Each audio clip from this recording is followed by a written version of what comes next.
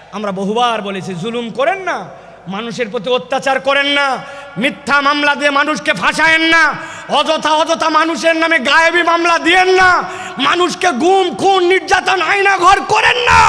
আমরা কোরআন হাদিস দিয়ে শতবার বুঝাইছি, তারা বলছে আমাদেরকে ধরে কে? আল্লাহ বলছেন ইন্না বাতশা রাব্বিকা লাশাদীদ, ধরে না, কিন্তু আল্লাহ ধরলে ছাড়ে না। মুসলিম তুমি যতবার বলো বলাটাই হবে সার, যদি না বলো নামাজে দাঁড়িয়ে আল্লাহু আকবার। মুসলিম তুমি যতবার বলো বলাটাই হবে সার, যদি না বলো নামাজে দাঁড়িয়ে আল্লাহু আকবার। বিশেষ কথা আল্লাহু আকবার,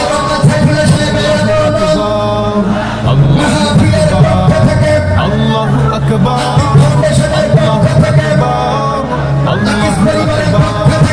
আল্লাহু আকবার।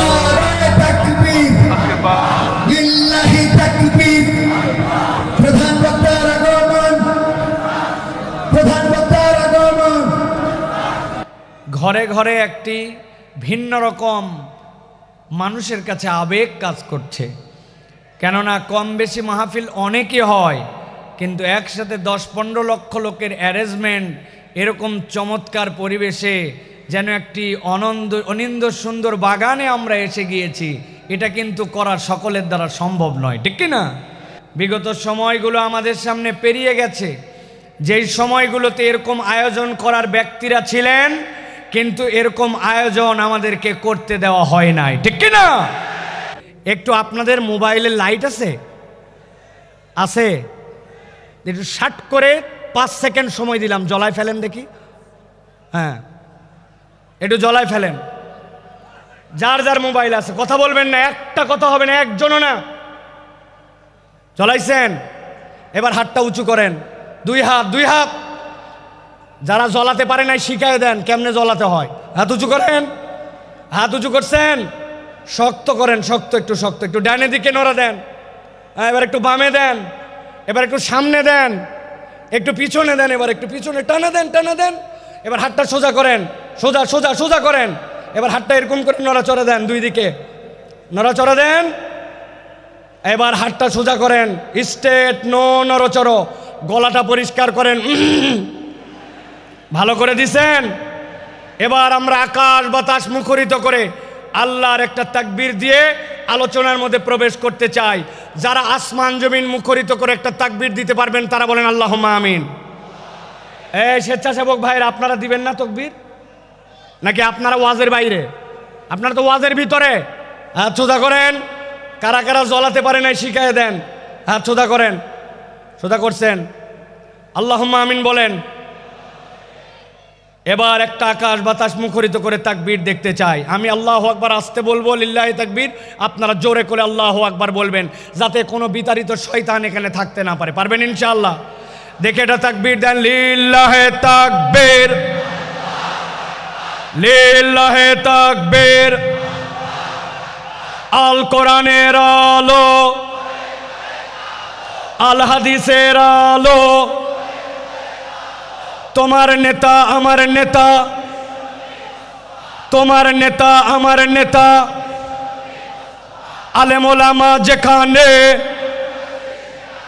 আল্লাহর আইন যেখানে, লিল্লাহে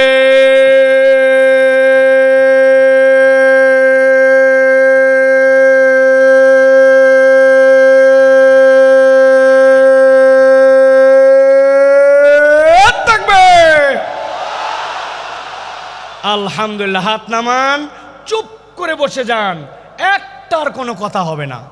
আমরা বহুবার বলেছি, জুলুম করেন না, মানুষের প্রতি অত্যাচার করেন না, মিথ্যা মামলা দিয়ে মানুষকে ফাঁসায়েন না, অযথা মানুষের নামে গায়েবী মামলা দিয়েন না, মানুষকে গুম খুন নির্যাতন আয়না ঘর করেন না। আমরা কোরআন হাদিস দিয়ে শতবার বুঝাইছি, তারা বলছে আমাদেরকে ধরে কে? আল্লাহ বলছেন ইন্না বাতশা রাব্বিকা লাশাদীদ, ধরে না, কিন্তু আল্লাহ ধরলে ছাড়ে না। সাবধান করা আমাদের দায়িত্ব। যদি না মানি, আল্লাহ বান্দার সাথে কি করবেন এটা আল্লাহর ফয়সালা, ঠিক কি না? চোখের সামনে সব প্রমাণ। আপনি তারপরে প্রমাণ খুঁজে পান না। যাদেরকে আপনি অপমান করে অপদস্থ করে দেশ থেকে বের হতে বাধ্য করেছিলেন, যাদেরকে মিথ্যা মামলা দিয়ে অন্যায় করে জাতির সামনে লাম্পট্য চরিত্রের অপবাদ দিয়ে ভিতরে ঢুকিয়েছিলেন, আল্লাহ তাদেরকে এমন সম্মানিত করেছেন, তারা আজকে মঞ্চে বক্তব্য দেয়, তাদের কথা শোনার জন্য লক্ষ মানুষ আসে। আর যারা বাধা দিয়েছিল, অন্যায় করেছিল, তাদেরকে খুঁজে পাওয়া যায় না। ঠিক না?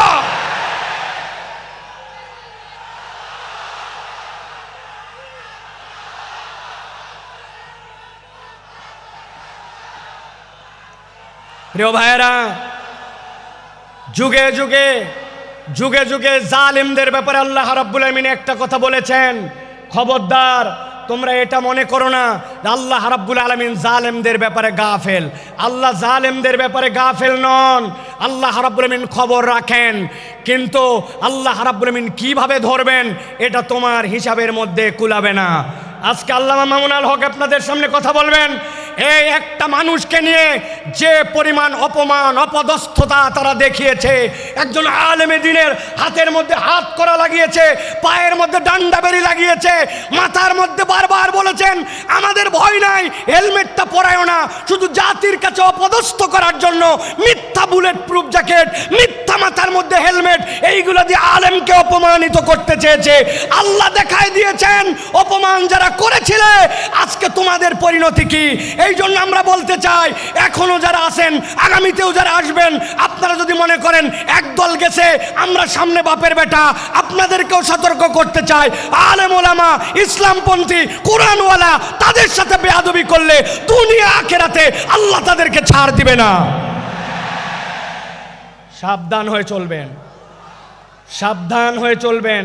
এটা আমাদের কথা নয়, আল্লাহ রাব্বুল আলামিনের কথা।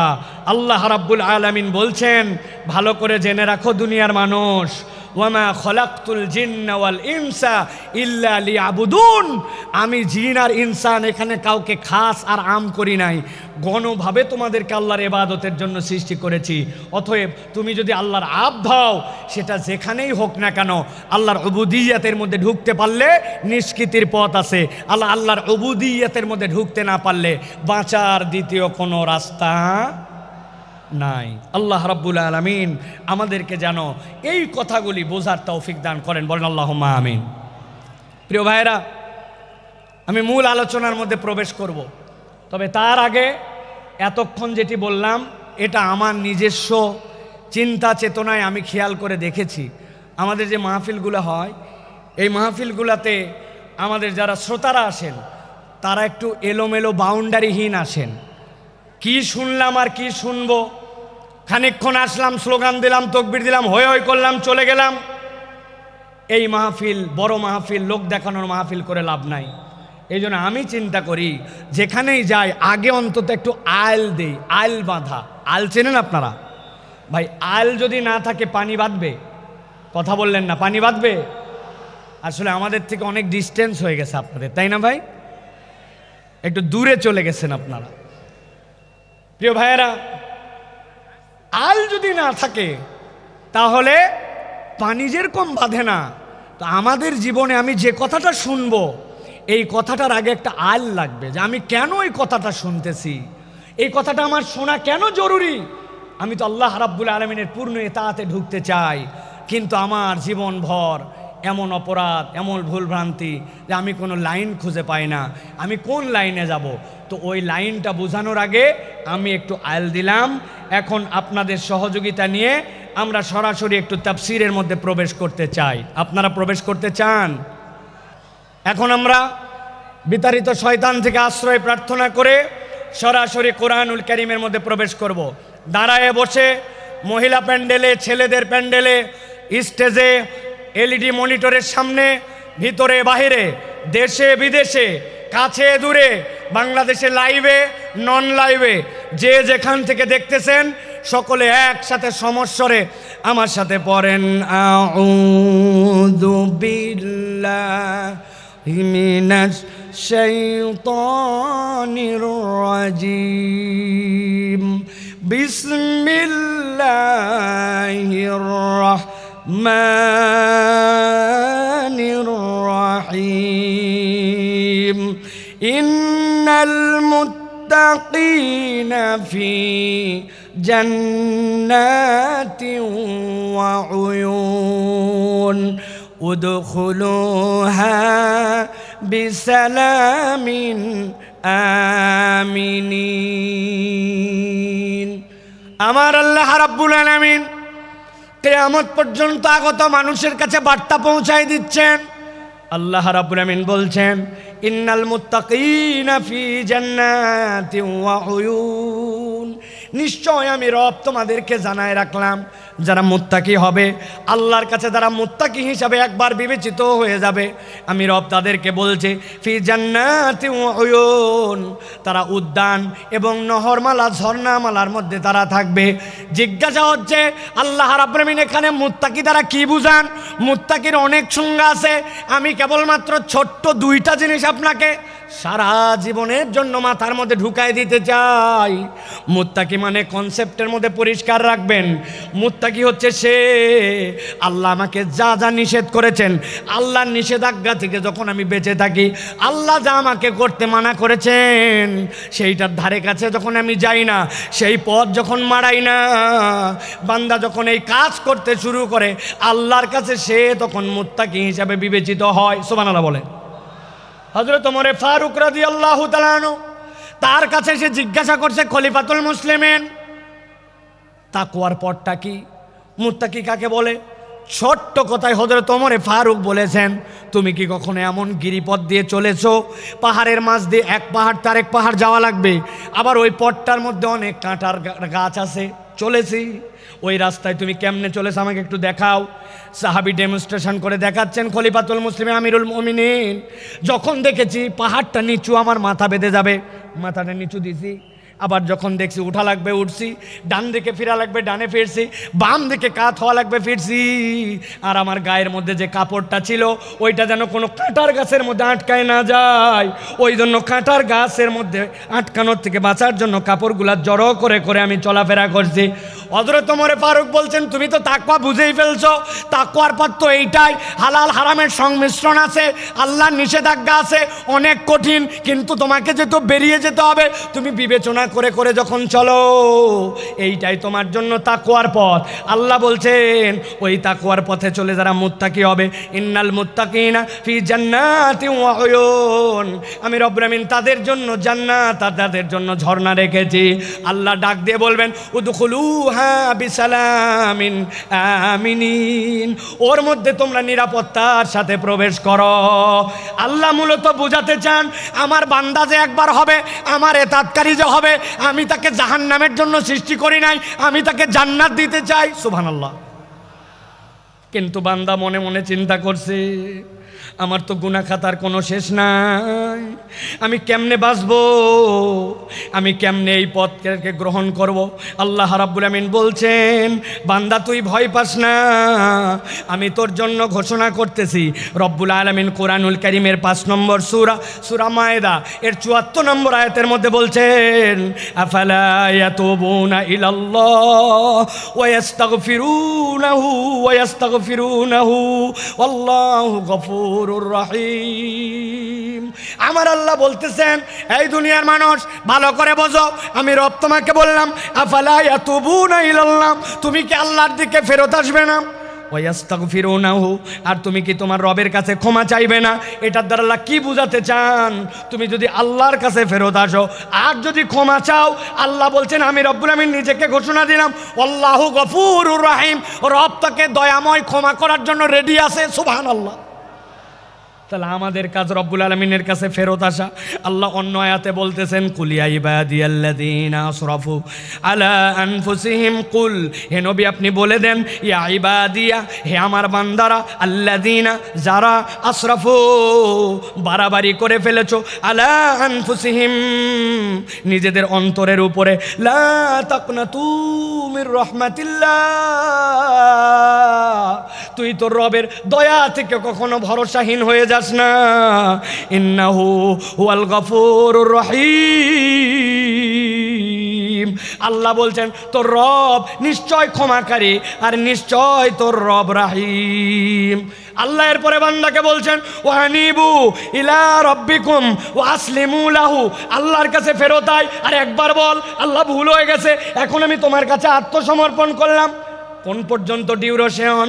মিন ক্বাবলি আন ইয়াতিয়াকুমুল আযাব, আযাবের দিবস তথা কিয়ামত হওয়ার আগ পর্যন্ত একবার যদি বান্দা আল্লাহর কাছে ফেরত আসে, আল্লাহ বলছেন সুম্মা লা তুনসারুন, আর একবার যদি তোর মৃত্যু চলে আসে আর কেউ সাহায্য করতে পারবে না। আল্লাহ এই আয়াতগুলা সাক্ষ্য দেয় আল্লাহ বান্দাকে ক্ষমা করে দিতে চান। সুবহানাল্লাহ। এখন আপনাদের কাছে দুইটা প্রশ্ন। এক নম্বরে আল্লাহ রাব্বুল আমিন ক্ষমা করে দিতে চান, আমরা কি ক্ষমা পাইতে চাই? আল্লাহকে আমাকে শোনাতে হবে না, আমাকে শোনাতে হবে না, আমরা কি ক্ষমা পেতে চাই? আল্লাহ রাব্বুল আমিন ক্ষমা করতে চান, পেতে চাই। কিন্তু দ্বিতীয় জিজ্ঞাসা হচ্ছে আল্লাহর কাছে ক্ষমা পেতে চাই, কিন্তু এজন্য আমাদের কি কোনো প্রচেষ্টা আছে? কি সমস্যা? আস্তে আস্তে আস্তে, একজন দুইজন বলেন, আপনারা চুপ করেন সবাই, শোনা যায় না, স্পষ্ট না? আল্লাহু আকবার। আমাদের মাইকালা ভাই, আমি আপনাকে কতগুলো পরামর্শ এখান থেকে দিয়ে যাই। আগামীকালকে সামনের যে 5-7 রো দেখতে পাচ্ছি, প্রত্যেকটা বাঁশে একটা বাঁশ পরপর 2টা করে টিউবলাইট লাগাই দিবেন। আর সামনের যে বাঁশ, এই বাঁশ থেকে সামনের দিকে 4টা বাঁশ পরপর 2টা হর্ন 2টা হর্ন 2টা হর্ন, যত সাউন্ড বাইরে থাক এই জায়গাতে কালকে লাগাই দিবেন। ঠিক আছে ভাই? আজকের মধ্যে একটু কষ্ট করে শুনি ভাই, হ্যাঁ? তারপরে আমরা নেক্সট এটা ঠিক করে ফেলবো ইনশাআল্লাহ। একদম চুপ করে যান সবাই, আমি মাইকের কাছাকাছি ফোকাস রেখে কথা বলার জন্য চেষ্টা করতেছি যাতে আপনারা একটু কথাগুলো বুঝতে পারেন। প্রিয় ভাইরা, খুব গুরুত্বপূর্ণ কথা ভাই, কেবল তো কথা শুরু। আমরা ক্ষমা পেতে চাই এবং আমরা ক্ষমার প্রচেষ্টাও আল্লাহর কাছে করতে চাই, কিন্তু কোরআন হাদিসের পদ্ধতি অনুযায়ী ক্ষমা লাভের উপায় কি এ বিষয়ে আমাদের সকলের পরিষ্কার ধারণা নাই। আমি আপনাদের কাছে বলতে চাই, কোরআন হাদিসের বক্তব্য অনুযায়ী একজন বান্দার ক্ষমা লাভের সর্বনিম্ন 5টা উপায়। জিজ্ঞাসা করব, উত্তর দিবেন শুনতে পালে। ক্ষমা লাভের সর্বনিম্ন উপায় কয়টা? হয় নাই? সকলে হাতগুলা নিচে নামান, এরকম করে হাত নিচে নামাবেন। আমি জিজ্ঞাসা করব কয়টা, হাত তুলে সবাই একসাথে বলবেন 5টা। কোরআন হাদিসের আলোকে ক্ষমা লাভের সর্বনিম্ন উপায় কয়টা? সব হাত ওঠে নাই, আমি দেখতে পাইছি। আরেকবার চান্স দিব, হাত নামান। ক্ষমা লাভের সর্বনিম্ন উপায় কয়টা? আলহামদুলিল্লাহ। এই 5টা কথা শুনবো, আমার বক্তব্য শেষ হবে, এশার আজান হবে ইনশাআল্লাহ। ভালো করে খেয়াল করে শোনেন। ক্ষমা লাভের উপায় হচ্ছে 5টা। কয়টা? এর 1 নম্বর হচ্ছে ঈমান এবং নেক আমল। আস্তে করে বলেন, 1 নম্বরটা কি? নেক আমল। ঈমান, নেক আমল। বলেন, ঈমান, নেক। এই ওয়াজটা যেন বাড়িতে মুখস্থ যায়, এজন্য আমি এত কষ্ট করতেছি।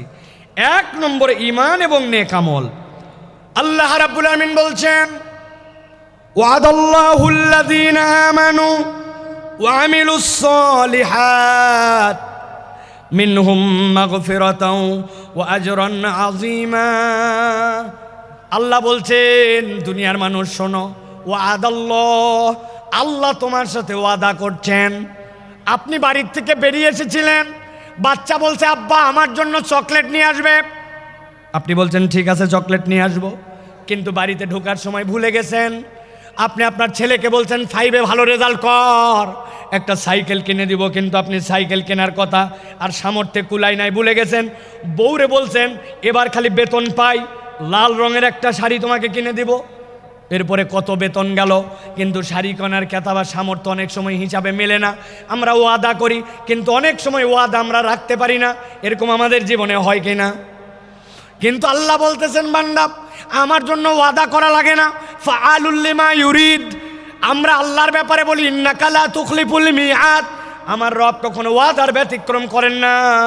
কিন্তু সেই আল্লাহ বলছেন ওয়াদাল্লাহ, আল্লাহ ওয়াদা করতেছেন আল্লাযীনা আমানু, যারা ঈমান আনবে। 2 নম্বর ওয়ামিলুস সলিহাত, ঈমান আনার সাথে সাথে আমলে সলেহ করবে। মিনহুম মাগফিরা, আমি রব্বুল আমিন তাদেরকে ক্ষমা করে দিব। ওয়া আজরান আযীমা, আর আমি রব তাদের জন্য বিশাল প্রতিদানের ব্যবস্থা করব। কথা সহজ, কিন্তু বুঝে ঘাটতি আছে। আমাদের ধারণা আমরা তো আলহামদুলিল্লাহ ইমানদার, ঠিক না ভাই? আলহামদুলিল্লাহ ইমানদার, আমরা ইমান আনছি। এবার যদি জিজ্ঞাসা করে আমলে সলে করেন, নেক কাজ করেন, বুক ফুলায় বলবে করি, মানে নামাজ বাদ দেই না, রোজার সময় রোজা করি, হজ যাকাতও দেই সুযোগ থাকলে, বলি কিনা আমরা? প্রিয় ভাই, ভালো করে বুঝে যান, ভালো করে অন্তর দিয়ে কথাগুলো বুঝে যান। আপনি আমি মনে করি নামাজ রোজা হজ যাকাত এইগুলা বোধহয় নেক কাজ। আমি আপনার কাছে ধারণা পরিষ্কার করতে চাই, নামাজ রোজা হজ যাকাত নেক কাজ, কিন্তু এইগুলা একমাত্র নেক কাজ নয়। বলবেন হুজুর এটা কেমন কথা? একটা ছেলে স্কুলে ভর্তি হয়েছে, ওই স্কুলের ইউনিফর্ম আছে, ড্রেস, ওই স্কুলে 70% উপস্থিতি লাগে, ওই স্কুলে প্রথম সাময়িক পরীক্ষা দেওয়া লাগে, দ্বিতীয় সাময়িক দেওয়া লাগে, ফাইনাল লাগে, পাস মার্কের জন্য 33 লাগে। এইটা যদি না হয় তাহলে ওই ছেলেকে ওই স্কুলের মধ্যে রাখে না। এটা যদি স্কুলের নিয়ম হয়, তাহলে আপনি যদি ইসলামকে একটা স্কুল মনে করেন, ইনস্টিটিউট মনে করেন, নবীজি বলছেন বুনিয়াল ইসলাম আলা খামসিন, ইসলামেরও একটা বেসিক আছে, যেই 5টা কাজের না থাকলে ইসলামের আর ভিত্তি থাকে না। তার মধ্যে আল্লাহর প্রতি শাহাদা, এরপরে সালাত, এরপরে আপনার জন্য যাকাত, এরপরে সম, এরপরে আপনার জন্য আল্লাহর জন্য হজ। এই যে কাজগুলি, এইগুলা ইসলামের বেসিক। এখন আপনি এইগুলা কাজ 33 মার্ক। এখন কোনো বান্দা যদি বলে এইগুলাই করি মানে আমি ভালো কাজই করি, এর বাইরে আর ভালো কাজ নাই, আপনার বুঝের মধ্যে ভুল আছে। এইটা ভালো কাজ, তবে এটা 33 মার্কের কাজ, এইটা না করলে আপনি মুসলমানই থাকেন না, ঠিক না? কিন্তু আমাদের যশোরে অনেক লোক নামাজ পড়ে না, ইমান ঠিক আছে, আছে না? আল্লাহর কিতাব ঠিক মতো মানে না, কিন্তু ইমান ঠিক আছে, আছে না? বলছে আমানতু বিল্লাহি ওয়া মালাইকাতি ওয়া কুতুবিহি, আমি আল্লাহর কিতাবের সব বিধান মানি, আল্লাহর কিতাব যা আছে তার প্রতি আমি বিশ্বাস করি, আমি আল্লাহর কিতাবকে গ্রহণ করে নিলাম। কিন্তু ওই লোককে যদি বলা হয় নামাজের ইসলাম মানলেন, রোজার ইসলাম মানলেন, কিন্তু আল্লাহর জমিনে আল্লাহর বিধান দিয়ে শাসনটা হোক, এই কথা বললে তখন বলে বক্তা দল করে, আছে না? এইরকম মুনাফিক মার্কা অনেক মুসলমান আছে। তার মানে বোঝা যায় আপনি আপনার ঈমান এখনো বোঝেন নাই। আমি আপনার কাছে জিজ্ঞাসা করব, বুঝে থাকলে বলেন তো, কোন লোক কোরআনুল কারীম নিছে, কোরআনুল কারীমের সে বলছে 15 পারা পর্যন্ত আমার মোটামুটি ক্লিয়ার, বাকি 15 পারা এখনো পড়া হয় নাই, তবে 15 পারার ব্যাপারে আমার কোনো মন্তব্য নাই, বাকিগুলো আমি দেখে শুনে সিদ্ধান্ত নিব, তাহলে সে হচ্ছে 50% মুসলমান। 50%। আরেকজন বলছে পুরা কোরআন ক্লিয়ার, খালি সূরা নাসের ব্যাপারে আমার কিছু মন্তব্য আছে, সূরা নাসটা আমি ভালো করে জেনে তারপরে আমি কোরআনুল কারীমের বাকি মানব, তাহলে সে 99% মুসলমান। কত পার্সেন্ট? 0 কোরআনের একটা অক্ষরও যদি আপনি অস্বীকার করেন, আপনি 0% মুসলমান, ঠিক না? তা আপনি না বলছিলেন আমানতু বিল্লাহি ওয়া মালাইকাতি ওয়া কুতুবিহি, আমি আল্লাহর প্রতি ঈমান আনি, রসুলের প্রতি, কিতাবের মধ্যে যা কিছু আছে সবগুলার উপর, তাহলে আপনার কি ঈমান আনা হয়েছে? কথা বললেন না, হয়েছে? বাঁচার উপায় কি? আমি একটা বাঁচার উপায় বের করছি, যদি আপনারা জানতে চান তাহলে বলে দিব, বলবো, তবে শর্ত আছে। ফিরি ফিরি বলা যাবে না, যাওয়ার আগে আমার সাথে দেখা করে 50 টাকা করে হাদিয়া দেওয়া লাগবে। রাজি আপনারা? হুজুর খুচরা টাকা নেয়, এটা গাড়ি ভাড়া খালি দিতে পারবো না, এগুলো বললে হবে না। কয় টাকা বলবো? দেখেন, পছন্দ হলে টাকা দিয়েন, না হলে দিয়েন না। এখন থেকে আমরা সিস্টেম করে আল্লাহর কাছে আগেই বলে যাব, আমরা এখন থেকে কালেমাটা একটু সিস্টেম করে বলবো, আমানতু বিল্লাহি ওয়া মালাইকাতিহি ওয়া কিছু কিছু কুতুবিহি অথবা বলবো আমানতু বিল্লাহি ওয়া মালাইকাতিহি ওয়া যদ্দুর বুঝি তদ্দুর কুতুবিহি, তাই তো ফেরেশতা যায় কবরে ধরছে, ধরার পরে বলছে আমি আগেই বলে আসছি আমি 8 দিনের মাহফিলে বলছিলাম যদ্দুর বুঝি তদ্দুর কুতুবিহি, আন্দাজে আমাকে ধরলে হবে না, বাটাম কি একটাও মাটিতে পড়বে? এই জন্য ভালো করে বোঝেন, ইসলামের বেসিক আপনাকে মেনে নিতে হবে, ওইটা আপনার জন্য ঈমান। তাহলে আমলে সলে কি? আল্লাহ তো ক্ষমা করতে চান, আল্লাহ রাব্বুল আলামিন আমলে সলে নবীকে দিয়ে শিখিয়ে দিয়েছেন। আপনি আপনার জীবনে কিছু কিছু নেক কাজ করতে শুরু করেন। নবীজি বলছেন লিল মুমিনি আলাল মুমিনি সিত্তু খিসাল, একজন মুমিনের জন্য আরেকজন মুমিনের নিম্নতম 6টা দায়িত্ব আছে, আপনি এগুলা পালন করেন। আপনি মসজিদে ঢুকছেন, 5 মিনিট হাতে সময় আছে, অযথায় বসবো না, 2টা রাকাত তাহিয়াতুল মসজিদ পড়ি, 2টা রাকাত দুখুলুল মসজিদ পড়ি, তারপরে বসবো। 2 রাকাত সময় 2 মিনিট সময় আছে, সুবহানাল্লাহি বিহামদিহি সুবহানাল্লাহিল আযীম পড়ি, ধান লাগাচ্ছি, আস্তাগফিরুল্লাহ আস্তাগফিরুল্লাহ আস্তাগফিরুল্লাহ, সারাদিনে নিয়ত করছি 100 বার অন্তত দরুদ শরীফ পড়ে ফেলবো। আপনি আপনার আমলগুলা যখন এরকম করে বাড়াতে শুরু করবেন, দেখা হলেই সবার আগে সালাম দিব, মানুষকে মসজিদে নেওয়ার জন্য চেষ্টা করব। অনেক মুরব্বী আছে, এই কথা আমি বহু জায়গায় বলছি, আপনার কারণে মসজিদে বাচ্চা কাচ্চা মুসল্লি আসে না।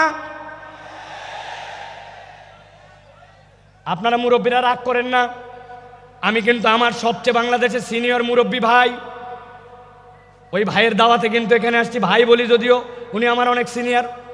ভালো করে বোঝেন, মুরব্বীদের কারণে অনেক মুসল্লিরা আসে না। বাচ্চা কাচ্চা মসজিদে আসে, একটু হাসাহাসি করে না ভাই, একটু কথাবার্তা বলছে, মুরব্বীর গেছে একবারে মাথা গরম হয়ে চিন্তা করছে কোন বেটায় এত বড় হাসলো, আমি তাকে দেখাবো। এই সকল ভাবতেছে আর চিন্তা করছে, খালি নামাজ শেষ হোক তো দেখাচ্ছি। আসসালামু আলাইকুম ওয়া রাহমাতুল্লাহ, আসসালামু আলাইকুম ওয়া রাহমাতুল্লাহ, আছে না? এমন ঝাঁকি মারছে, ওই বাচ্চা মসজিদ থেকে বাড়াইছে, ওই বাচ্চার মসজিদে আসে না, ঠিক কিনা? এই মুরব্বী যারা আছেন, কার কার পকেটে চকলেট আছে বার করেন, কার পকেটে আছে দেখি একটু। বলে হুজুর চকলেট কেন লাগবেন? আপনি ওই বাচ্চাকে ডাক দিয়ে বলছেন দাদু হাসে না মসজিদের মধ্যে, আয় এদিকায়, এই চকলেটটা নিয়ে পরের ওয়াক্ততে কিন্তু হাসবি না দাদু, কিন্তু মসজিদে কিন্তু আসবি। পরের ওয়াক্তে আবার দেখা হয়েছে, হাসে নাই, দেখছেন, পাশে নিয়ে দাঁড় করে আরেকটা চকলেট বের করে দিয়েছেন। এক ছেলে কয়দিন চকলেট খায় পছন্দ করবে না? 2 দিন পরে 5 টাকার একটা কয়েন বের করে হাতে দিয়ে বলছেন দাদু একটা বিস্কুট কিনে খাস, তুই তো চমৎকার করে নামাজ পড়িস। আপনি ওই বাচ্চাটাকে নামাজে উৎসাহ দিয়েছেন, হঠাৎ করে একদিন আপনার মৃত্যুর ডাক এসে গেছে, কবরে চলে গেছেন, কিন্তু যেই বাচ্চাকে চকলেট দিয়ে আদর করে মসজিদ থেকে বের করেন নাই, মসজিদমুখী করছেন, 5 টাকার কয়েন দিয়া ওই ব্যক্তিকে আদর যত্ন করে মসজিদের মুসল্লি বানায় দিয়ে গেছেন আপনি কবরে, কিন্তু আপনার 20-25 টাকার ইনভেস্টমেন্ট, ওই বাচ্চা যতবার সিজদা দেয় আপনার আমল নামায় সওয়াব উঠে যায়। এর নাম আমলে সলে। আপনাকে টেকনিক করে আল্লাহর দিকে আগাতে হবে। আল্লাহ বলছেন আমার বান্দা যদি আমানু আমিলুস সলিহাত মিনহুম মাগফিরা ওয়া আজরান আযীমা, আমার বান্দাকে আমি রব কেবল ক্ষমাই করব না, আমি বিশাল পুরস্কার দিয়ে দিব ঈমানের সাথে। এই জন্য আমলে সলে লাগবে। সাথে সাথে হাদিসের গবেষণায় বোঝা যায়, কোনো ব্যক্তি যদি আল্লাহ রাব্বুল আলামিনের কাছে গুনাহ মাফের উদ্দেশ্যে একবার ইস্তেগফার করে, রব্বুল আলামিন তাকে আরও 3টা নিয়ামত দেন। 1 নম্বরে রব্বুল আলামিন ওই বান্দার কঠিন অবস্থা থেকে উদ্ধার করে দেন, 2 নম্বরে তার দুশ্চিন্তা দূর করে দেন, 3 নম্বরে তার রিজিকের পেরেশানি আল্লাহ তুলে দেন। সুবহানাল্লাহ। তাহলে ক্ষমা লাভের উপায় কয়টা ভুলে গেছেন? কয়টা? 5টা। 1 নম্বর গেল, এবার চলেন 2 নম্বর। 2 নম্বর হচ্ছে আল্লাহর কাছে ক্ষমা চাওয়া। বান্দা যদি ক্ষমা পেতে চায়, আল্লাহর কাছে তাকে ক্ষমা চাইতে হবে।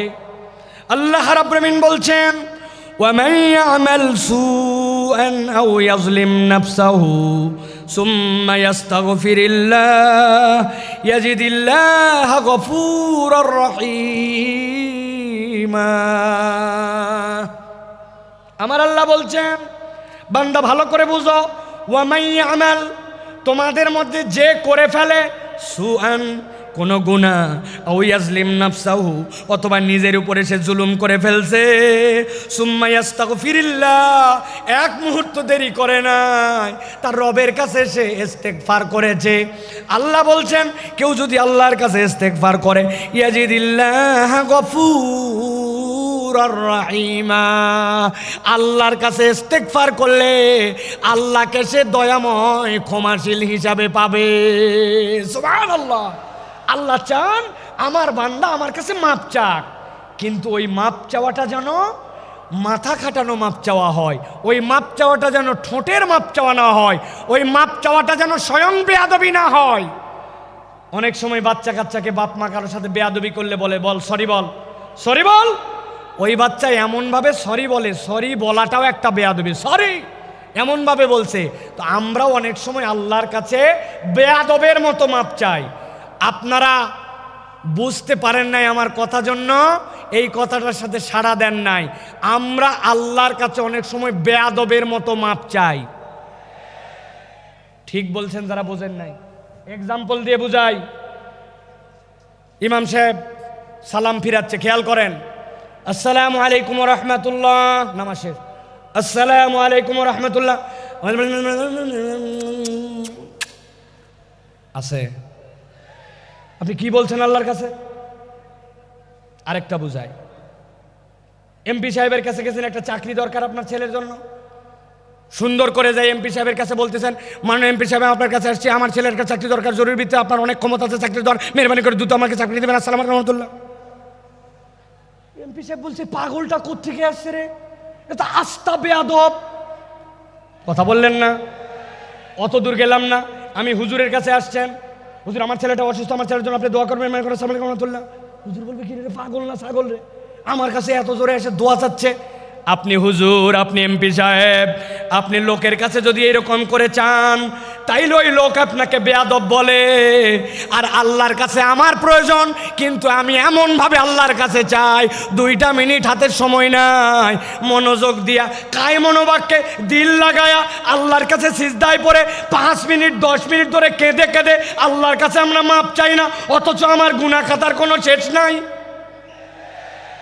আপনাদের অবস্থা জানি না আজকে সকাল থেকে আমার গুনাহ যদি আমার কপাল দিয়ে লেখা হতো নিয়ন সাইনের মতো স্টেজে উঠতে দিত না অনেক মুরব্বী মানুষ মনে করছে বোধহয় মুরব্বীর দাড়ি পেকে গেছে গুনাহ নাই একটা মহিলা তার সামনে দিয়ে চলে গেছে অন্তরের মধ্যে এমন কথা উদয় হয়েছে ওইটা যদি বাহিরের মানুষ জানতো দাড়িওয়ালার আর ইজ্জত থাকতো না জানা গুনাহ অজানা গুনাহ ভুলে যাওয়া গুনাহ আমার আপনার আমল নামায় গুনার কোনো শেষ নাই কিন্তু আল্লাহর কাছে কায় মনোবাক্যে দিল দিয়ে 5 মিনিট চাওয়ার মতো সময় নাই ঠিক কি না এই জন্য বলছি আমি এমনি এমনি বলি নাই যে আল্লাহর কাছে বেয়াদবের মতো চাওয়া যাবে না ক্ষমা চাওয়া মানে কি খালি আস্তাগফিরুল্লাহ আস্তাগফিরুল্লাহ আস্তাগফিরুল্লাহ এটা নয় আপনি দিল থেকে অনুতপ্ত হইয়া আল্লাহর কাছে চাওয়ার মতো যদি চান আমি মাঝে মাঝে বলি আপনাদের কাছেও বলি ও ভাই আপনার নামাজটাকে একটু সুন্দর বানান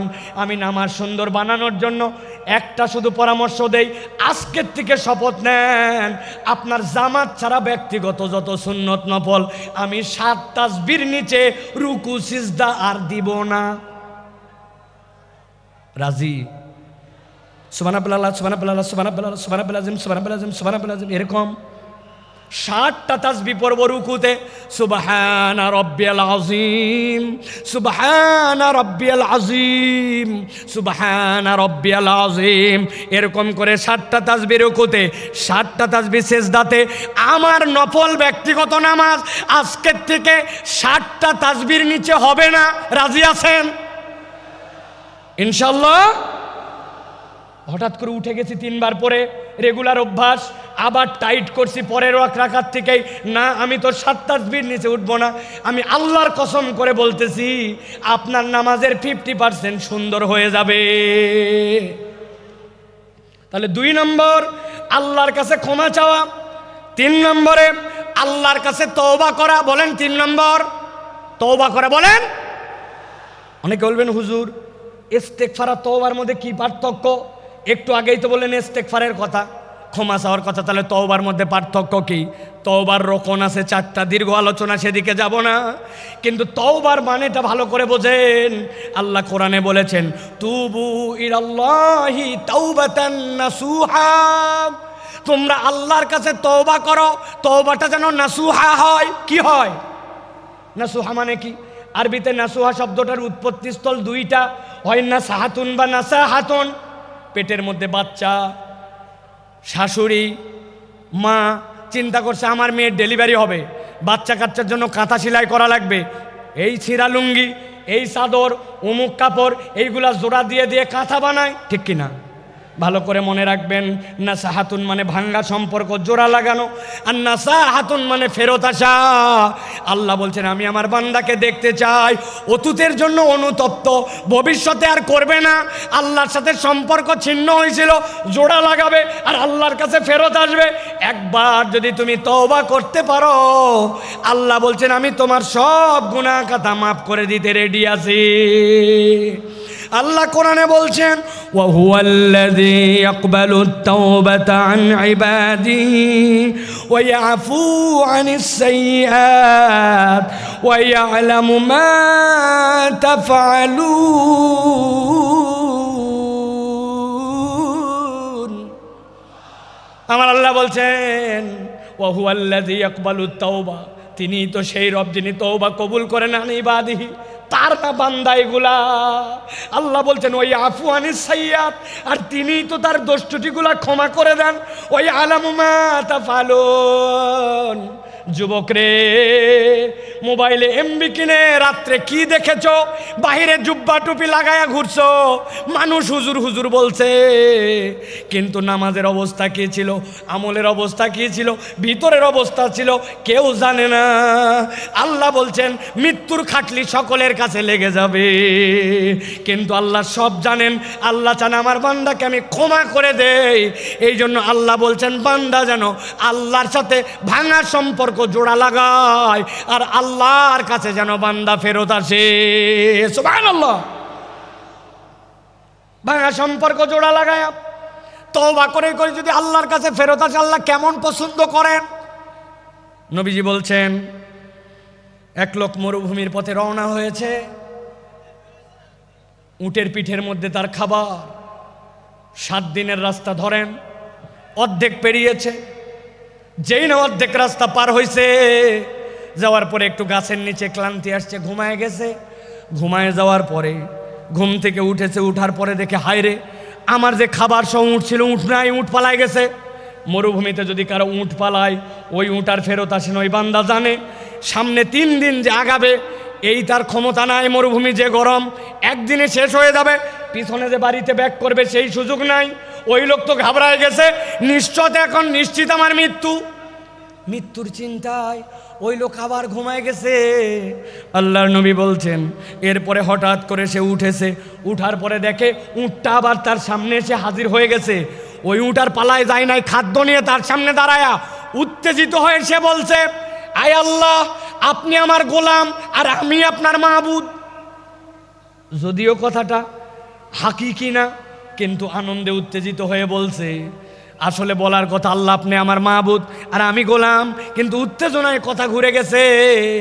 নবী বলছেন হারানো উট পেয়ে উটের মালিক যেরকম খুশি হয়, কোনো বান্দা যদি 1000 ভুল করুক না কেন, একবার তওবা করে আল্লাহর কাছে ফেরত আসে, আল্লাহ এর থেকে অনেক বেশি খুশি হয়ে যায়।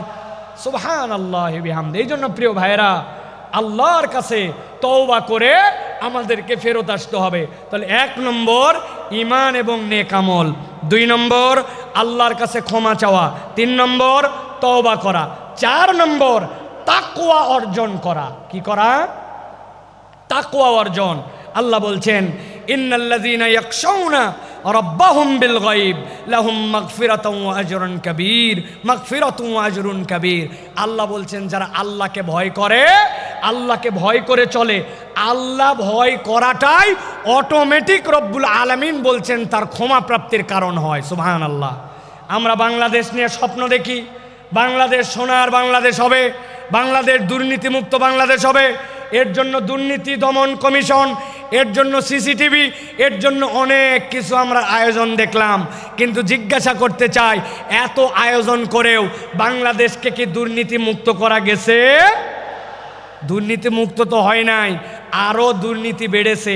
আমি মজা করে বলি, দুর্নীতি দমন কমিশন একটা স্টেপ নিয়েছে, দুর্নীতিকে না বলুন। এই জন্য প্রত্যেক জেলা শহরে, প্রত্যেক ডিসি অফিসে সেমিনার হবে, বিভিন্ন জায়গায় ফেস্টুন লাগানো হবে, স্টিকার মারা হবে, দুর্নীতিকে না বলুন। এর জন্য বাজেট হয়েছে ধরেন 10 কোটি টাকা। আল্লাহর কি কাম, এই 10 কোটি টাকার 8.5 কোটি টাকা দুর্নীতি হয়েছে। আপনি না দুর্নীতিকে না বলবেন বলছেন, কিন্তু কোথায় দুর্নীতি দূর করতে পারলেন? সিসি ক্যামেরা লাগাইছেন, দুর্নীতি যায় নাই। আমি পাসপোর্ট অফিসে গেছিলাম, আমার পাসপোর্টের 6 মাসের নিচে মেয়াদ শেষ, অনেক আগের কথা। পাসপোর্টটা রিনিউ করতে হবে। পাসপোর্টে যাওয়ার, অফিসে যাওয়ার আগে আমাকে লোকজন বলছে প্রস্তুতি নিয়ে যায়েন। আমি চিন্তা করছি প্রস্তুতি মানে বোধহয় কলম কাগজ, তাই তো নাকি? জি না, প্রস্তুতি মানে মাল পানি, ঠিক কিনা? আমি এইগুলা নিয়ে গেছি। যাওয়ার পরে এখন পাসপোর্ট অফিসের দোতলায় আমাকে খালি ঘুরায়, অনেক ঘুরায়া টাকাও নেয় না, কাজও করে না, কি জ্বালা। অনেকক্ষণ পরে বলছে নিচে চলেন। দোতলার থেকে যখন আমাকে নিচে নিয়ে আসছে, নিচে আনার সময় একটা সিঁড়ি, মধ্যে একটা ল্যান্ডিং, এরপর আরেকটা সিঁড়ি। তো এক ধাপ সিঁড়ি পার করে মধ্যে যে জায়গা, ওই জায়গায় দাঁড় করায় বলছে টাকা ছাড়েন। আমি বললাম, ভাই তোমাকে এই টাকা দেওয়ার জন্য তো বহুতক্ষণ ধরে আমি ঘুরি, তুমি এতক্ষণ ঘুরাই এই জায়গায় এনে কেন টাকা চাও? বলে হুজুর তাহলে শোনেন, এই বিল্ডিংটি পুরাটা সিসি ক্যামেরা নিয়ন্ত্রিত। আমরা মনিটরে চেক করে দেখছি, পুরা বিল্ডিংয়ের সব জায়গাটা ভিডিওতে আসে, খালি এই জায়গাটা ধরে না। তো যেই জায়গাটা ধরে না ওই জায়গায় উনি টাকা খায়। তাহলে দুর্নীতি দূর করতে চান আর দেশকে সোনার বাংলা বানাতে চান, কখনো এটা সম্ভব নয় যদি না মানুষের দিলকে আল্লাহর ভয়ে ভীত করে একটা উন্নত চরিত্রের প্রজন্ম তৈরি করা না যায়, শিক্ষা সংস্কার করা যদি না যায়, এই প্রজন্মকে কখনো মানুষের মতো মানুষ এই বাংলাদেশকে সোনার বাংলাদেশ বানানো সম্ভব নয়। কিন্তু আমরা দেখেছি আমাদের শিক্ষা ব্যবস্থায় গাফলতি, নানান জায়গায় গাফলতি। এইগুলো আসলে কার কাছে আমরা বলবো আর কে যেন কথা শুনবে, এইরকম একটা অবস্থা হয়ে যাচ্ছে। এই জন্য আমরা স্পষ্ট কণ্ঠে বলতে চাই, বাংলাদেশকে যারা সোনার বাংলাদেশ বানাতে চান, আপনাদেরকে কোরআন হাদিসের শিক্ষায় এই জনগোষ্ঠীকে শিক্ষিত করতে হবে, এর কোনো বিকল্প নাই, ঠিক কিনা? আল্লাহ রাব্বুল আলামিন সর্বশেষ বলছেন 5 নম্বরে তোমাদের জন্য, যারা ক্ষমা পেতে চাও তোমাদের উপায়টা হচ্ছে 5 নম্বরে। 1 নম্বর ঈমান ও নেক আমল, 2 নম্বর আল্লাহর কাছে ক্ষমা চাওয়া, 3 নম্বর তওবা, 4 নম্বর তাকওয়া অর্জন, 5 নম্বর আল্লাহর জন্য দান খয়রাত করা। কি করা বলেন না, কি করা? আমরা কৃপণের কৃপণ হয়ে গেছি, আমাদের হাত খোলে না। আপনাদের এলাকায় খবর নিয়ে দেখবেন, মসজিদে আপনাদের জুমার দিনে মুসল্লি 200 জন, প্রত্যেকটা মুসল্লি যদি 20 টাকা করে দেয়, মসজিদে 4000 টাকা হয়। 4 জুমা মিলায়া মসজিদে একটা ভালো ফান্ডিং হয়ে যায় 20,000 টাকার। মসজিদ কারো দিকে তাকাতে হয় না। কিন্তু আমাদের মুসল্লিদের অবস্থা এমন, মসজিদে সেরা টাকা দেয়, একটা টাকা পকেটের থেকে বের হয় না। আপনি যদি ক্ষমা পেতে চান আপনাকে দান খয়রাত করতে হবে। দান খয়রাত না করলে ক্ষমা পাওয়া যায় না। দান খয়রাত ক্ষমা প্রাপ্তির মাধ্যম। আমি ছোট্ট 2টা হাদিস বলে শেষ করে দিব। এক মহিলা নবীজির কাছে আসলো, আসার পরে নবীজির জন্য একটা বুর্দা নিয়ে আসলো। বুর্দা মানে এমন একটা চাদর, পাশ দিয়ে ঝালর লাগানো। মহিলাটা ইয়ামেন থেকে সেই চাদর নিয়ে আসছে।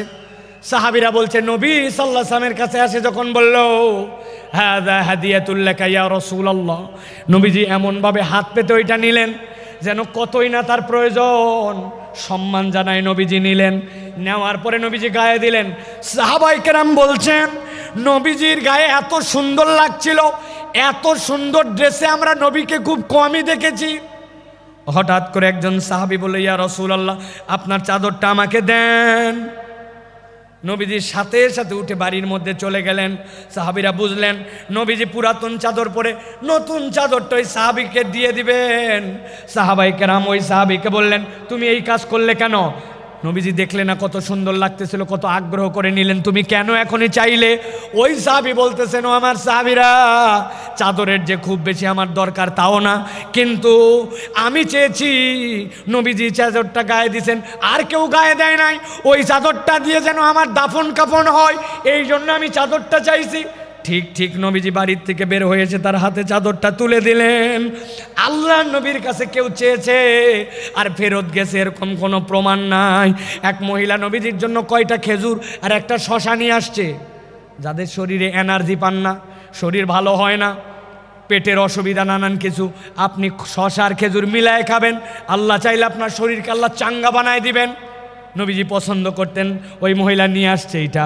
নবীজি এক বাটির খেজুর ঢেলে, শশাটা ঢেলে নিয়ে নবীর কাছে যতগুলা স্বর্ণালঙ্কার ছিল সবগুলা তুলে বাটির মধ্যে ভরছেন, ভরে তার কাছে তুলে দিছেন। ওই মহিলা তো ঘাবড়ায় গেছে, কয় খেজুর আর শশার বিনিময়ে আল্লাহ নবী এত কিছু দিয়ে দিলেন। নবীজি সর্বোচ্চটা দেখাই দিয়ে গেছেন, উম্মতের কাছ থেকে কেউ যেন ফেরত না যায়। সুবহানাল্লাহ। অতএব আপনি যদি আল্লাহর কাছে ক্ষমা পেতে চান, দান খয়রাত আপনাকে বাড়াতে হবে। হযরতে আলী কাররামাল্লাহু ওয়াজহাহু, তার অভ্যাস ছিল, তিনি যদি আল্লাহর কাছে ইস্তেগফার তওবা করতেন, যতবার তওবা করতেন ততবার সাদাকা করতেন। নিয়ত করছি ফজরের নামাজ আর বাদ দিব না, কিন্তু বাদ হয়ে গেছে।